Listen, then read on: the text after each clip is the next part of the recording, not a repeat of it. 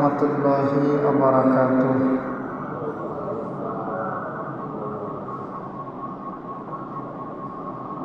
إن الحمد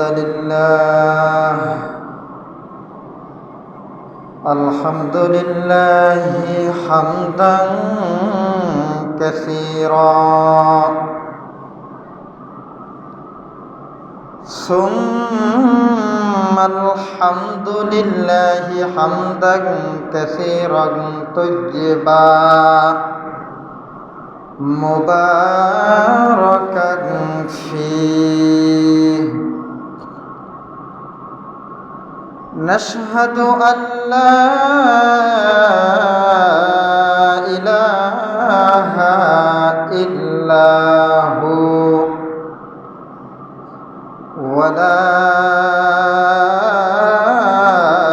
إله غيره، قديم بلا ابتداء ودائم بلا انتهاء، وهو حي لا يموت وقيوم لا ينام، وخالق بلا حاجة ورازق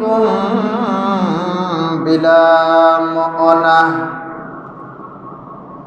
مميت بلا مخافة وموعظة بلا مشقة.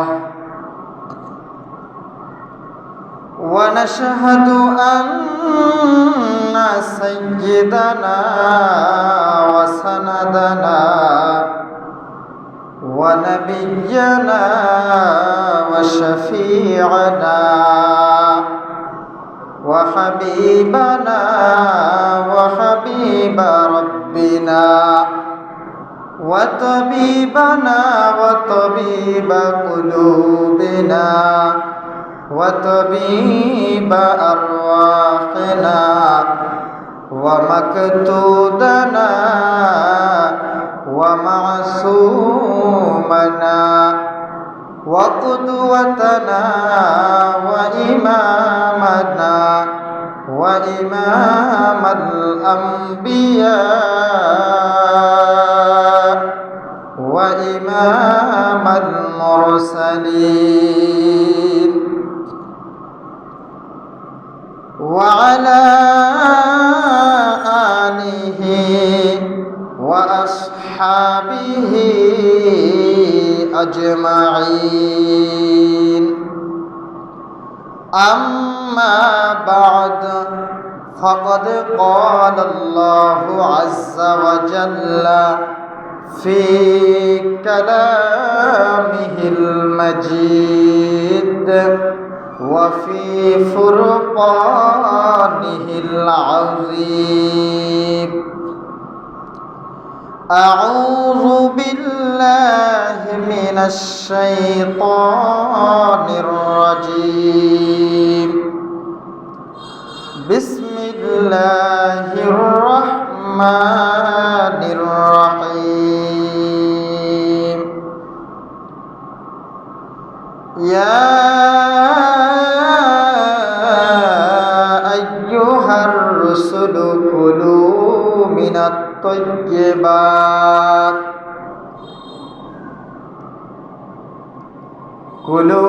الطيبات واعملوا صالحا.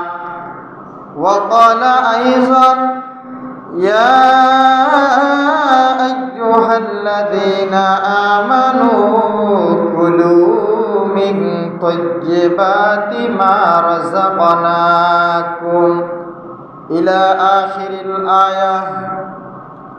وقال النبي صلى الله عليه وسلم ما رواه البيهقي عن عبد الله رضي الله عنه قال: قال رسول الله صلى الله عليه وسلم: তলাবু কাসাবিল হালাল ফরিদাতুম বা'দাল ফরিদাহ আও কামা ক্বালা আলাইহিস সালাতু ওয়াস সালাম وقال عليه الصلاة والسلام عن أبي سعيد الخدري رضي الله عنه قال قال رسول الله صلى الله عليه وسلم التاجر الصدوق الأماني من النبيين أي مع النبيين والصديقين والشهداء رواه الترمذي وقال تعالى في شان حبيبه ومحبوبه ومعشوقه تعظيما وتكريما إن الله وملائكته يصلون على النبي يا أيها الذين آمنوا صلوا عليه وسلموا تسليما صلى الله على محمد صلى الله عليه وسلم صلى الله على محمد صلى الله عليه وسلم আশিক হয়ে পড়ি দুরূদ মাশুক আছেন মদিনা খাঁটি আশিক যদি হইতে রে পারি জান্নাত হবে ঠিকানা সাল্লাল্লাহু আলা মুহাম্মদ সাল্লাল্লাহু আলাইহি ওয়াসাল্লাম সাল্লাল্লাহু আলা মুহাম্মদ সাল্লাল্লাহু আলাইহি ওয়াসাল্লাম এই দুনিয়া থাকবে পরে আমরা তো একদিন থাকবো না এই দুনিয়া থাকবে পরে আমরা তো কেহ থাকবো না সবাই মোদের ভুলে যাবে নবীজি আপনি ভুইলেন না সাল্লাল্লাহু আলা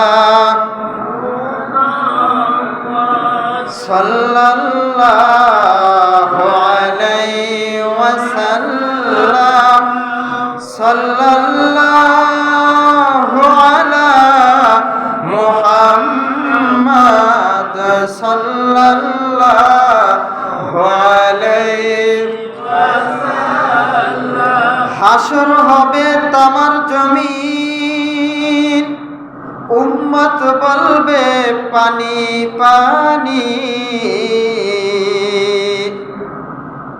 ওগো নবী বিনে পানি দেওয়ার সাধ্য কারো নাই সাল্লাল্লাহু আলা মুহাম্মদ সাল্লাল্লাহু আলাইহি ওয়াসাল্লাম সাল্লাল্লাহু আলা মুহাম্মদ সাল্লাল্লাহু আলাইহি ওয়াসাল্লাম বালাগাল উলা বিকামালিহি কাশাফাত তুজা বিজামালিহি حسنت جميع خصاله صلوا عليه राहे मेरे मस्कन हवाले काबा बने मेरे मदफन दियार मदीना बलगल उला बिकमालिही कशफत दुजा बिजमालिही हसनत जमीअ खिसालिही सल्लु अलैहि व आलिहि अल्लाहुम्मा सल्लि व सल्लिम व बारिक अलैहि। আল্লাহ সুবহানাহু ওয়া তাআলার দরবারে লাখো কোটি শুকরিয়া, যেই মহান জাল্লা জালালুহু আমাদেরকে দীর্ঘ একটি সপ্তাহ পরে পবিত্র ইয়ামুল জুমআ জুমার দিনে সালাতুল জুমআ জুমার নামাজ আদায়ের উদ্দেশ্যে আল্লাহর ঘর পৃথিবীর ভিতরে সবচেয়ে শ্রেষ্ঠ যেই জায়গা মসজিদে আসার মতো বসার মতো সুযোগটুকু ভিক্ষা দিলেন। এজন্য আসুন আমরা সকলে ইমানের শক্তিতে বুলন্দ করে ইমানের তেজে তেজিয়ান হয়ে কালিমাতুশ শুকর আদায় করে জোরে সোরে বলি আলহামদুলিল্লাহ। আর একটু আওয়াজ করে বলুন না আলহামদুলিল্লাহ। প্রিয় সুধী, আমরা গত সপ্তাহে জুমার নামাজ আদায় করেছি এবং আজকের এই জুমা দীর্ঘ 7টা দিন এই আমরা যদি খোঁজ খবর নেই তলব করি তাহলে দেখতে পাবো এই একটি সপ্তাহের ভিতরে বহু মানুষ এই দুনিয়া থেকে বিমুখ হয়েছে। বহু মানুষ এই দুনিয়ার মায়াকে ত্যাগ করে অন্ধকার কবরের বাসিন্দা হয়ে গিয়েছে, ঠিক কিনা বলুন? যাই হোক, আবার দেখা যায় জীবিত আছে কিন্তু জুমার নামাজ আদায় করার সুযোগটুকু তার হবে না, অত্যন্ত অসুস্থ থাকার কারণে হয়তোবা সে হাসপাতালে রয়েছে। আল্লাহ সুবহানাহু ওয়া তাআলা আমাদেরকে সমস্ত প্রকার রোগ শোক বালা মুসিবত ফিতনা ফাসাদ দুনিয়ার সমস্ত ফিতনা ফাসাদ থেকে মুক্ত রেখে আল্লাহ ঘরে এসে ইসলামের ইমানের বিষয়ে কিছু আলোকপাত করা এবং শোনার সুযোগটুকু ভিক্ষা দিলেন। এজন্য আরেকবার শুকরিয়া আদায় করে বলি আলহামদুলিল্লাহ। মুহতারাম হাজিরিন, আজকে পবিত্র আরবি মাসের জামাদুল উলা মাসের আজকে 1 তারিখ। জামাদুল উলা তার পরবর্তী মাস হলো জামাদুস সানি, তারপরেই রজব, শাবান, রমজান। রমজান প্রায় আমাদের কাছাকাছি, 2টো মাস চলে গেলেই আমরা রমজানের আভাস পেয়ে যাব ইনশাআল্লাহ। যাই হোক, আজকে খুতবার আলোচ্য বিষয় হলো হালাল এবং হারাম। হালাল এবং হারাম ইসলামের ভিতরে এই 2টি জিনিস অত্যন্ত গুরুত্বপূর্ণ একটি বিষয়। হালাল উপার্জন এবং হারাম বর্জন করা একজন মুমিনের ইবাদত। একজন মুমিনের সমস্ত ইবাদত বন্দেগী তখনই কবুল হবে যখন তার খাবারটা হবে হালাল, ঠিক কিনা বলুন? মুহতারাম হাজিরিন, ইসলামের ভিতরে ইসলামী শরীয়তে হালাল এবং হারামের গুরুত্ব অপরিসীম। পবিত্র কোরআনে একাধিক আয়াত আল্লাহ সুবহানাহু ওয়া তাআলা হালাল খানার ব্যাপারে নির্দেশ করেছে। আল্লাহ সুবহানাহু ওয়া তাআলা শুধু মানুষদেরকেই হালাল খাওয়ার জন্য নির্দেশ দেননি, বরং যুগে যুগে যত নবী রাসূল এসেছিলেন সকলকেই হালাল খাবারের জন্য নির্দেশ দিয়েছেন। পবিত্র কোরআনে আল্লাহ সুবহানাহু ওয়া তাআলা ইরশাদ করেন, ইয়া আইয়ুহার রুসুলু কুলু মিনাত তাইয়্যিবাতি ওয়া'মালু সালিহা। আল্লাহ তাআলা বলেন, হে রাসূলগণ, কুলু মিনাত তয়্যিবাতি, আপনারা হালাল উপার্জন করেন, হালাল খানা ভক্ষণ করেন। ওয়া'মালু সালিহা, এবং এই হালাল খানা ভক্ষণ করে আপনারা নেক কাজের দিকে অগ্রগামী হন। এই রসুলদেরকে যেই নির্দেশ আল্লাহ সুবহানাহু ওয়া তাআলা দিয়েছেন, একই নির্দেশ পরবর্তীতে ঈমানদার মুমিনদেরকে আল্লাহ সুবহানাহু ওয়া তাআলা নির্দেশ দিয়ে থাকেন।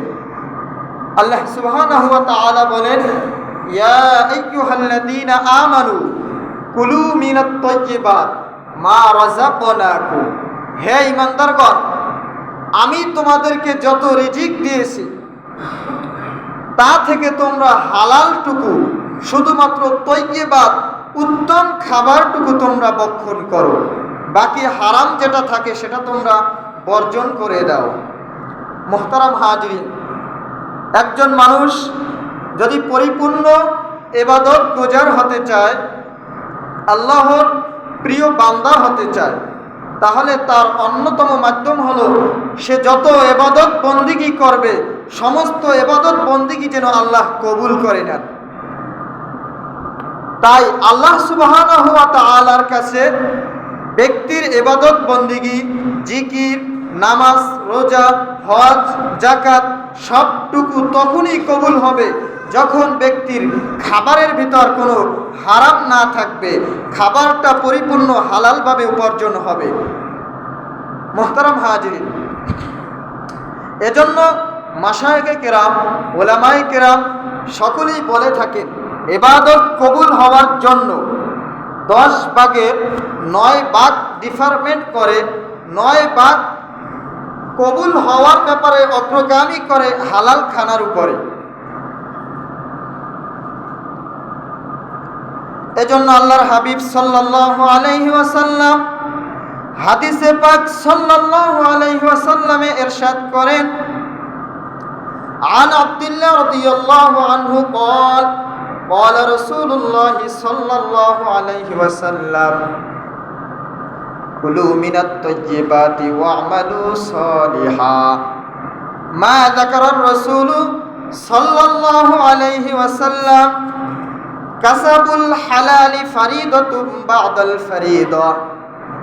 আল্লাহর হাবিব সাল্লাল্লাহু আলাইহি ওয়াসাল্লাম বলেন, তলাবু কাসাবিল হালালি ফরিদাতুম বা'দাল ফরিদা, রাওয়াহুল বাইহাকি। বাইহাকি শরীফের হাদিস। আল্লাহর হাবিব সাল্লাল্লাহু আলাইহি ওয়াসাল্লাম ইরশাদ করেন, এরে উম্মত জেনে রাখো, তোমার ইবাদত তখনই কবুল হবে যখন তোমার খাবারের ভিতরে কোনো হারাম প্রবেশ করবে না। আপনি একটা জামা ক্রয় করেছেন, লুঙ্গি ক্রয় করেছেন, একটা লুঙ্গি ক্রয় করেছেন 500 টাকা, 1000 টাকা। কথা বলুন, ঠিক না বেঠিক? কথা কন না? একটা লুঙ্গি 500 অথবা 1000 টাকায় আপনি কিনেছেন। আল্লাহর হাবিব বলেন, মানিশতারা বাইআন লিবাসুহু আশারাতা দারাহিম ইল্লা ওয়াহিদা দারাহিমা হারামুন। আচ্ছা বলুন তো, একটা লুঙ্গি বা একটা জামা যদি কেউ ক্রয় করে, সেটা কি 1 সপ্তাহ ব্যবহার করার জন্য? 1 সপ্তাহ ব্যবহার করার জন্য কি কেউ একটা লুঙ্গি ক্রয় করে? ওই লুঙ্গিটা বছরের পর বছর, 1 বছর 2 বছর যাতে ব্যক্তি ব্যবহার করতে পারে, এজন্যই ক্রয় করে। ঠিক না বেঠিক? আল্লাহর হাবিব বলেন, যখন কোনো ব্যক্তি কোনো লেবাসুন, কোনো পোশাক ক্রয় করবে 10 দিরহাম দিয়ে, মনে করেন 500 টাকা দিয়ে আপনি একটি লুঙ্গি ক্রয় করেছেন, সেই লুঙ্গির 500 টাকার ভিতরে 499 টাকা আপনার নিজের। কত? আপনারা আমার কথা বুঝতেছেন? 500 টাকা একটা লুঙ্গির দাম, তার ভিতরে 499 টাকাই কি আপনার নিজের হালাল উপার্জন করা, আর 1 টাকা মাত্র অন্যায়ভাবে আত্মসাৎ করা, আরেকজন থেকে আপনি না বলে নিয়ে আসছেন। কয় টাকা? জোরে কন। মাত্র 1 টাকা আপনি অন্য কারো কাছ থেকে না বলে নিয়ে আসছেন।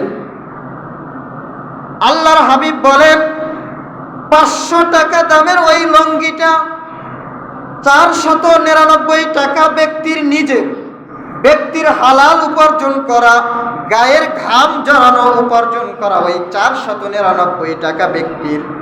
কিন্তু ওই 1 টাকা যদি অন্যের হয়, কাহারো কাছ থেকে না বলে নিয়ে আসে, ওই 1 টাকা যদি অন্য কোনো ব্যক্তির হক হয়ে থাকে, তাহলে ওই 500 টাকা দামের লুঙ্গিটা যতদিন ব্যবহার করবে, যতদিন ওই লুঙ্গি পরিধান করে ব্যক্তি ইবাদত করবে, তাহাজ্জুদ পড়ুক, নামাজ পড়ুক, ফরজ নামাজ, নফল, ইশরাক, আউবিন, জুমার নামাজ, রোজা রাখুক, হজ করুক, যাকাত দেখ, যত ইবাদতই করুক না কেন, ওই 500 টাকা লুঙ্গির ভিতরে 1 টাকা মাত্র হারাম। কয় টাকা?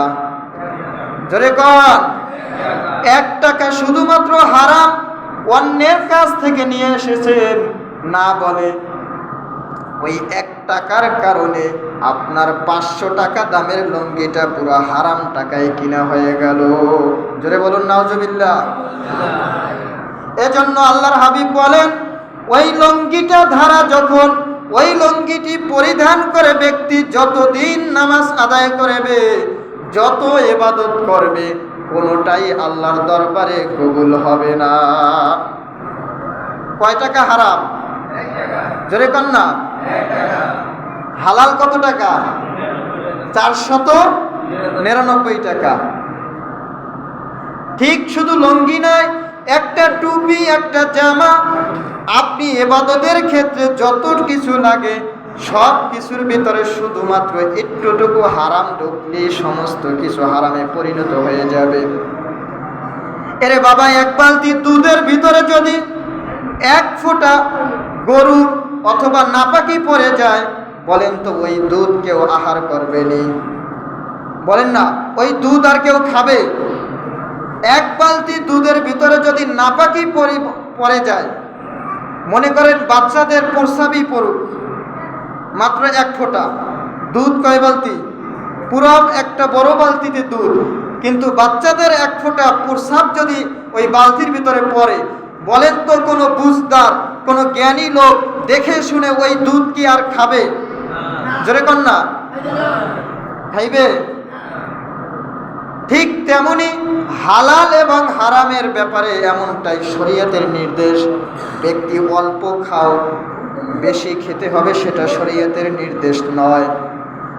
আল্লাহ বলেন, দুনিয়ার জিন্দেগি হলো ক্ষণস্থায়ী। এই দুনিয়ার জিন্দেগি ব্যক্তি তুমি যদি স্বাভাবিকভাবে কেটে নিতে পারো, দেখা যাবে পরকাল তোমার জন্য সফল কাম হয়ে যাবে। দুনিয়ায় বেশি খাওয়ার জন্য, বেশি ভালো থাকার জন্য যদি আপনার আমার ভিতরে হারাম প্রবেশ করে, তাহলে দেখা যাবে ওই একটি হারামের কারণে আমার সমস্ত ইবাদত বন্দেগী ধ্বংস হয়ে যাবে।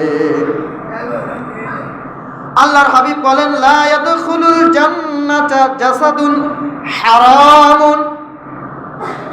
ছোট থেকে 60 বছর 70 বছর পর্যন্ত খাবার খেয়েছে, সমস্ত খাবার হালাল, কিন্তু হঠাৎ একদিন শয়তানের ওয়াসওয়াসায় পড়ে, বন্ধু বান্ধবের ওয়াসওয়াসায় পড়ে, কাহারও কোনো জিনিস যদি না বলে খেয়ে ফেলে, চুরি করে খেয়ে ফেলে, ওই হারামটা খাওয়ার কারণে ব্যক্তির ভিতরে যেই রক্তটুকু জন্মাবে, যেই রক্তটুকু প্রবেশ করবে, আল্লাহর হাবিব বলেন ওই হারাম ভক্ষণের কারণে তার শরীরে যেই গোস্ত প্রবেশ করবে, ওই গোস্তটুকু কখনোই জান্নাতে প্রবেশ করবে না। নাউজুবিল্লাহ বলেন। আমার ভাইরা, আল্লাহর হাবিব সাল্লাল্লাহু আলাইহি ওয়াসাল্লাম হাদিস শরীফে ইরশাদ করেন, عن عبد الله بن مسعود رضي الله عنه قال أي عن أبي سعيد الخدري رضي الله عنه قال قال رسول الله صلى الله عليه وسلم আত-তাজিরুস সুদুকুল আমিনু মা'আন নাবিয়্যিনা ওয়াস-সিদ্দীকিনা ওয়াশ-শুহাদা। সুবহানাল্লাহ। আরো জোরে আওয়াজ করে বলুন না সুবহানাল্লাহ।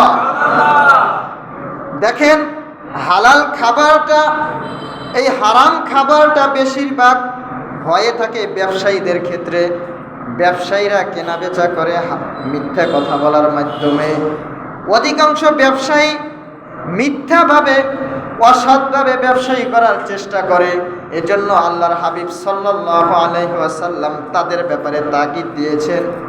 এক হাদিস শরীফে হালাল খাবারের ব্যাপারে অন্যদের ব্যাপারে যতটা তাকিদ, যতটা গুরুত্ব দেওয়া না হয়েছে, ব্যবসায়ীদের ক্ষেত্রে আরো বেশি গুরুত্ব দেওয়া হয়েছে। পয়গম্বর বলেন, আত-তাজিরুস সুদুকুল আমিনু মা'আন নাবিয়্যিনা ওয়াস-সিদ্দীকিন ওয়াশ-শুহাদা। রাওয়াহু তিরমিজি। তিরমিজি শরীফের হাদিস। আল্লাহর হাবিব বলেন, একজন সৎ বিশ্বস্ত আমানতদার ব্যবসায়ীর হাসর হবে মা'আন নাবিয়্যিনা ওয়াস-সিদ্দীকিনা ওয়াশ-শুহাদা। নবী, সিদ্দিক, শুহাদা তাদের কাতারে সৎ ব্যবসায়ীদের হাসর হয়ে যাবে।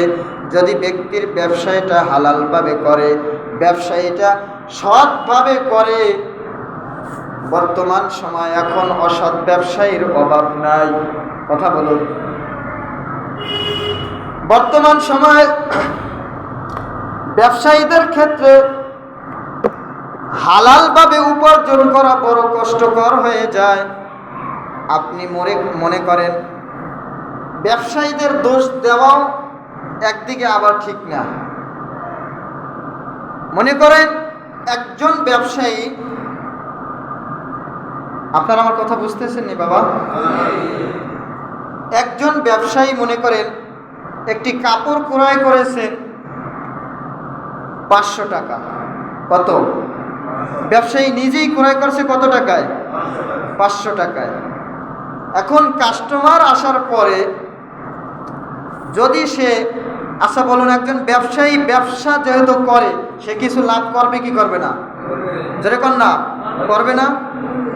এখন ব্যক্তি যদি সৎভাবে ব্যবসা করতে চায়, তাহলে মনে করেন ওই 500 টাকার দামের কাপড়টা সে কাস্টমারের কাছে চাইল 600 টাকা। 100 টাকা কি করবে? লাভ করবে। কতক্ষণ না? 100 টাকা লাভ করবে। এখন কাস্টমার হলো এমন, কাস্টমার ওই ব্যবসায়ী যেহেতু চাইছে কত, আপনারা কথা বলেন না বাবা, 600 টাকা। কাস্টমার এমন কাস্টমার, সে বলে 300 টাকা। কত? আচ্ছা, ব্যবসায়ী কাপড়টা কিনছে কত টাকায়? জোরে কর না, 500 টাকায়। তার কাছে চাইছে কত? 600 টাকায়। কাস্টমার বলে কত? আচ্ছা বলেন, এই ব্যবসায়ী কি পরবর্তীতে আর ওই 500 টাকার জিনিস 600 টাকা বলবে? সে এমনিতেই 1500 টাকা বলবে। কথা কন না? পরবর্তী কাস্টমার যে আসবে তার কাছে এমনি সে 1500 টাকা চেয়ে বসবে। 1500 টাকা চাইলে কাস্টমার যদি 700 টাকাও বলে, তাহলে তার কত লাভ? যদি ধরে কন। তাই আবার কিছু ব্যবসায়ী আছে, কাপড় কিনেছে 300 টাকায়, চেয়ে বসে 3500, 1700, এভাবে চাই কি চায় না? দেখা যায় কাস্টমার যদি একটু সহজ সরল হয়, তাহলে ওই 300 টাকার জিনিস যেহেতু ব্যবসায়ী চাইছে 1700 টাকা, 2000 টাকা, কাস্টমার যেহেতু সহজ সরল, সে বলবে 1200 টাকা, এমনি ব্যবসায়ী দিয়ে দিবে। কথা কন না? তাহলে কাস্টমার যদি চালাক হয়, ব্যবসায়ীদের জন্য ক্ষতিকর। আবার কাস্টমার যদি সহজ সরল হয়, তাহলে কাস্টমারের জন্য ক্ষতিকর।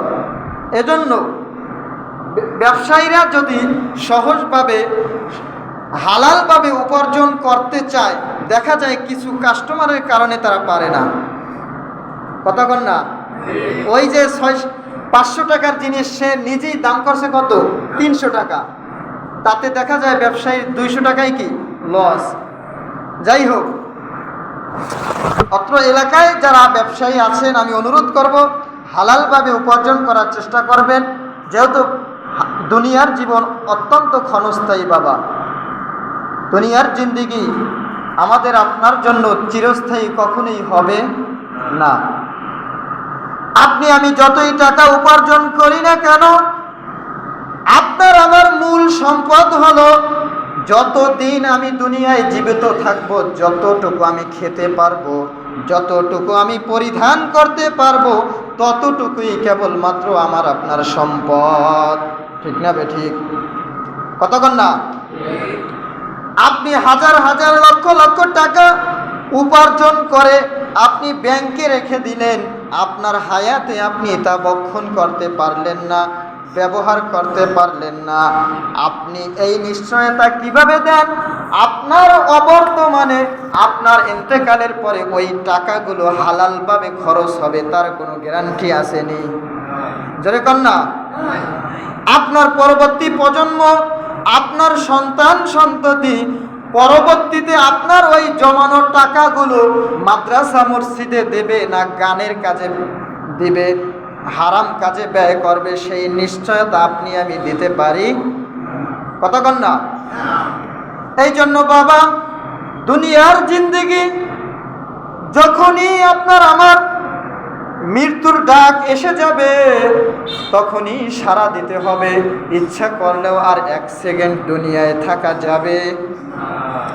ইযা জাআ আজালুহুম লা ইস্তাখিরুনা সাআতাও ওয়া লা ইস্তাকদিমুন।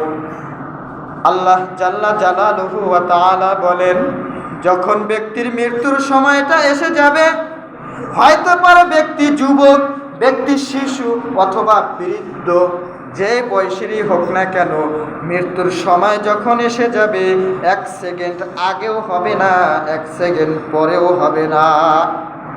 এই জন্য বাবাজিরা, দুনিয়ার জিন্দেগিতে আপনি আমি যতটুকু ইবাদত করি না কেন, অল্প হোক ইবাদত, অল্প হোক, আল্লাহ বলছেন তাবারাকাল্লাযী বিয়াদিহিল মুলকু ওয়া হুয়া আলা কুল্লি শাইইন কাদির আল্লাযী খালাকাল মাউতা ওয়াল হায়াতা লিয়াবলুয়াকুম আইয়ুকুম আহসানু আমালা। আহসানু আমালা। দেখেন আল্লাহ বলছেন আল্লাযী খালাকাল মাউতা ওয়াল হায়াতা, আমি মৃত্যু এবং জীবিত, মওত এবং জীবন দুইটাই সৃষ্টি করেছি। আল্লাযী খালাকাল মাউতা ওয়াল হায়াতা লিয়াবলুয়াকুম, তোমাদেরকে পরীক্ষা করার জন্য। কি করার জন্য? আপনাকে আমাকে আল্লাহ তাআলা পরীক্ষা করার জন্য হায়াত এবং মৃত্যু দিয়েছেন। আইয়ুকুম আহসানু আমালা, আল্লাহ এই পরীক্ষার রেজাল্টটা বলবেন ব্যক্তি কিভাবে। আইয়ুকুম আহসানু আমালা, তোমাদের ভিতরে কে ভালো আমল করতে পারে, কে ভালো আমল করতে পারে। আল্লাহ এখানে বলে নাই আকসারু আমালা, তোমাদের ভিতরে কে বেশি আমল করতে পারে, এই বেশি আমলের কথা আল্লাহ বলে নাই।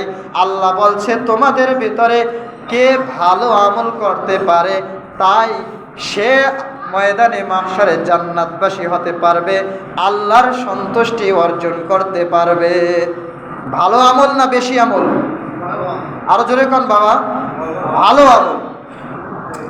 মনে করুন একজন ব্যক্তির খাবারের ভিতরে ভেজাল, খাবারটা হালাল নয়, পোশাকটা হালাল টাকায় কেনা নয়, পোশাকটা হারাম টাকায় ক্রয় করা, খাবার ক্রয় করেছে হারাম টাকায়। ওই ব্যক্তি যদি তাহাজ্জুদ, ইশরাক, আওয়াবিন যত ইবাদত আছে দৈনিক 1000 জিকির করে, বলুন ওই ইবাদত কি কবুল হবে? জোরে বলেন কবুল হবে? কিন্তু আপনার টাকা হালাল, আপনার পরিধানের কাপড়টুকু হালাল টাকায় ক্রয় করা, আপনি যেই খাবার খাচ্ছেন সেই খাবারটুকু হালাল টাকায় উপার্জন করা। আপনার তাহাজ্জুদ পড়ার দরকার নাই, ইশরাক আওয়াবিনও যদি না পারেন, আপনি যদি স্বাভাবিকভাবে ফরজ ওয়াজিব সুন্নাত ইবাদতটুকু যদি আদায় করে নেন, দেখা যাবে ময়দানে মাহশারে ওই ব্যক্তির চেয়ে আপনার মর্তবা ঊর্ধ্বে থাকবে। এই জন্য চার মাযহাবের অন্যতম একজন ইমাম হলেন ইমাম শাফি রহমাতুল্লাহ আলাই। মাযহাব কয়টি? জোরে বলেন। হানাফি, শাফি, মালিকি, হাম্বলি। মাশাআল্লাহ, আপনারা জানেন। তাহলে আমরা কোন মাযহাবের অনুসারী? মাযহাবে হানাফি। ইমাম শাফি রহমাতুল্লাহ আলাই শাফি মাযহাবের ইমাম। ইমাম শাফি রহমাতুল্লাহ আলাই তার একজন ছাত্র ছিল হযরত ইমাম আবু ইউসুফ রহমাতুল্লাহ আলাই। নাম কি? আবু ইউসুফ রহমাতুল্লাহ। ইমাম শাফি শেষ বয়সে অসুস্থ অবস্থায় ছাত্রের কাছে চিঠি পাঠালেন যে ছাত্রের সাথে কিছু কথা বলবে, তিনি আর দুনিয়াতে বেশি দিন থাকবে না। ছাত্র ইমাম আবু ইউসুফের কাছে চিঠি লিখলেন যে তিনি যেন ইমাম শাফির বাড়িতে এসে একবেলা আপ্যায়ন করে, খানা গ্রহণ করে। চিঠি পেয়ে, ওস্তাদের চিঠি পেয়ে ইমাম আবু ইউসুফ রহমাতুল্লাহ আলাই কাল বিলম্ব না করে ইমাম শাফি রহমাতুল্লাহ আলাইর বাড়িতে আগমন। এবার ইমাম আবু ইউসুফের জন্য যখন রাত্রে খাবার আয়োজন করলেন, বহু রকমের খাবার, অনেক খাবার তার জন্য গুছানো হলো, তার সামনে আনা হলো। আপনারা জানি আল্লাহর ওলি যারা হয় তারা স্বাভাবিকভাবে খাবার কম খায়। কতক্ষণ না খাবার কম খায়। কিন্তু ইমাম আবু ইউসুফ একদিকে যত বড় এলেমওয়ালা আলেম, অপর দিকে আল্লাহওয়ালা, আল্লাহর ওলি। এখন ইমাম শাফি রহমাতুল্লাহ আলাইহির মেয়ে যখন খাবারগুলো বন্টন করে দিলেন, পর্দার আড়াল থেকে খাবারগুলো বাবার মাধ্যমে ইমাম আবু ইউসুফের কাছে পৌঁছালেন। ইমাম শাফি রহমাতুল্লাহ আলাইহির মেয়ে পর্দার আড়াল থেকে দেখতেছেন। আমি শুনেছি ইমাম আবু ইউসুফ রহমাতুল্লাহ আলাইহি বড় ধরনের আল্লাহর ওলি। তাহলে আল্লাহর ওলিরা যেহেতু খাবার কম খায়, আজকে দেখবো সে খাবারগুলো কি করে।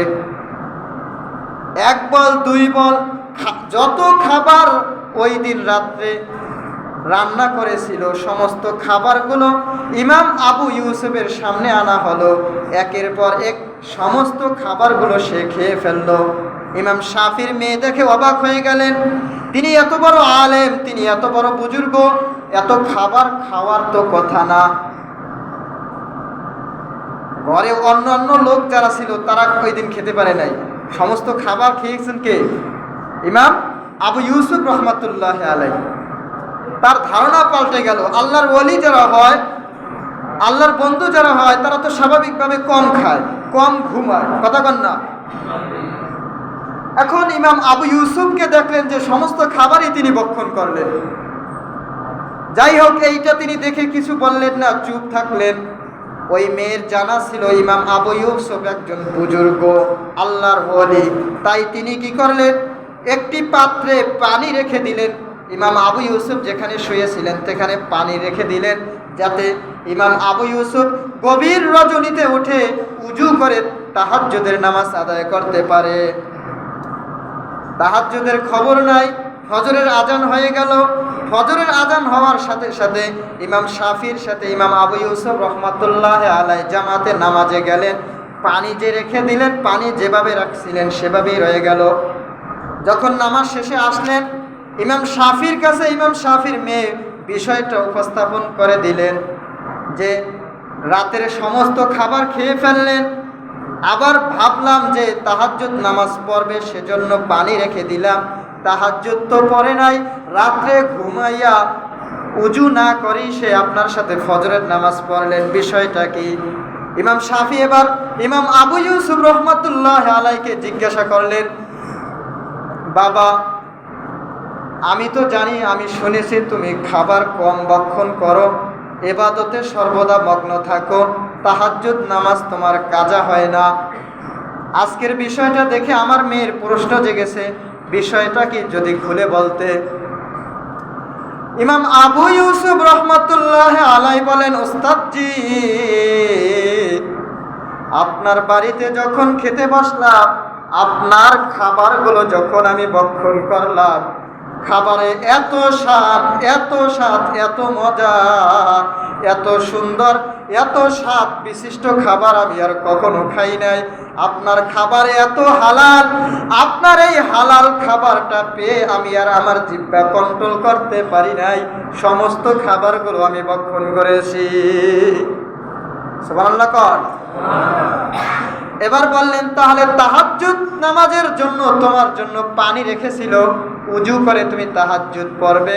তাহাজ্জুদ তো পড়ুই নাই, বরং ফজরের সময় উজু না করেই নামাজ পড়েছো। ইমাম আবু ইউসুফ রাহমাতুল্লাহি আলাইহি বলেন, হুজুর আপনার খাবারের ভিতরে এত বরকত, আপনার খাবার এত হালাল, এত স্বাদ বিশিষ্ট ছিল, আপনার খাবার খাওয়ার পরে ওই রাত্রে আমি ঘুমাই নাই। ওই রাত্রে আমি আবু ইউসুফ যত চেষ্টা করি চক্ষু বন্ধ করার জন্য আমার চোখে ঘুম আসে না। আমি ওই পুরোটা রাতই সজাগ ছিলাম। আমি ওই রাতে আল্লাহ তাআলার একটি আয়াত নিয়ে গবেষণা করেছি। ওই একটি আয়াত দিয়ে 300-র উপরে আমি মাসালা বের করেছি। সুবহানাল্লাহ কর। আচ্ছা, রাত্রে সে ঘুমাইছেনি? তাহলে রাত্রে যেহেতু আমি ঘুমাই নাই, ওই পাত্রে পানি যেভাবে রেখেছে সেভাবেই রয়ে গেল। যেহেতু আমার উজুও শেষ হয় নাই, আমার উজু রাত্রে যেহেতু উজু করেছি, সেই উজুই আমার ভিতর বহাল ছিল। যাই হোক মুহতারাম হাজরিন, আপনাদেরকে যেটা বুঝাইতে চেয়েছি, আপনারা আমি যা কিছু খাবো, যা কিছু পরিধান করব, সব কিছু হবে কি হালাল। আল হালালু বাইয়িন ওয়াল হারামু বাইয়িন। হালাল স্পষ্ট, হারামও স্পষ্ট। কথা কন, মুরগি খাওয়া হালাল না হারাম? জোরে কন। গরু খাওয়া হালাল না হারাম? কুকুর খাওয়া হালাল না হারাম? বিড়ি খাওয়া হালাল না হারাম? জোরে কন। হাঁস মুরগি কবুতর পাখি হালাল না হারাম? গাঞ্জা খাওয়া হালাল না হারাম? কতক্ষণ? এভাবে যত হারাম আছে হালাল আছে, সব কিছু আমাদের কাছে কি স্পষ্ট। কোনটা হারাম এটা আপনারা আমার মগজ থেকেই এসে যায়। বিড়িকে কেউ হালাল মনে করে কখনোই খায় না। বিড়ি যে খায়, সর্বদা যে বিড়ি খায়, সে নিজে জানে যে বিড়ি খাওয়াটা কি হালাল হারাম। কতক্ষণ না? যাই হোক, সময় সংক্ষেপ, নামাজের সময় যেহেতু হয়ে গেছে, আলোচনা কেবল শুরু করছি। আলোচনার সময়ের প্রয়োজন। আপনারা চেষ্টা করবেন প্রতি সপ্তাহে আগে ভাগে আলোচনা হুজুরের শুনতে পারবেন। আল্লাহ সুবহানাহু ওয়া তাআলা আমাদেরকে হালাল খানা উপার্জন করে, হারাম বর্জন করে বাস্তব জীবনকে অগ্রসর হওয়ার তৌফিক দান করুন, বলি আমিন। ওয়া আখিরু দাওয়ানা আনিল হামদুলিল্লাহি রাব্বিল আলামিন। ওয়াসসালামু আলাইকুম ওয়া রাহমাতুল্লাহ। যারা কবলাল জুমা 4 রাকাত সুন্নাত নামাজ আদায় করেননি, এখন আদায় করে নিন।